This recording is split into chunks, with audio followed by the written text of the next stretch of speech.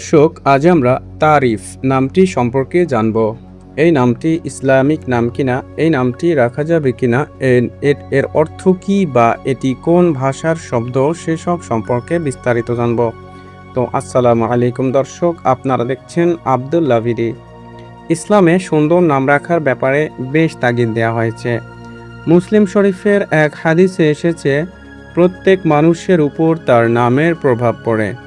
এছাড়াও আরেকটি হাদিসে পাওয়া যায়, নিশ্চয়ই কিয়ামতের দিন তোমাদেরকে ডাকা হবে তোমাদের নাম ও পিতার নাম ধরে, তাই তোমাদের নামগুলো সুন্দর করে রাখো। তাই আমাদের উচিত সুন্দর অর্থবহ ইসলামিক নাম রাখা।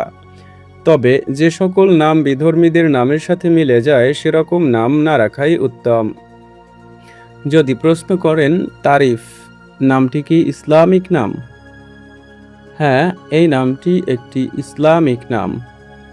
এই নামটি সাধারণত আরবি ভাষার শব্দ কিংবা আরবি ভাষা থেকে এসেছে।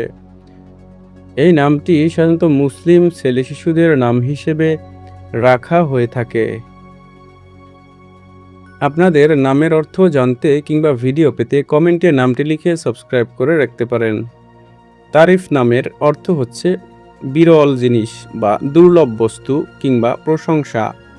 তারিফ নামটি বিভিন্নভাবে রাখা হয়ে থাকে, যেমন মোহাম্মদ তারিফ, তারিফ হাসান, তারিফ ইসলাম, আবদুল্লাহ আল তারিফ ইত্যাদি। তারিফ নামের বন্ধুদেরকে ভিডিওটি শেয়ার করতে বলবেন না। সাবস্ক্রাইব করে সাথে থাকুন। আসসালামু আলাইকুম ওয়া রাহমাতুল্লাহ।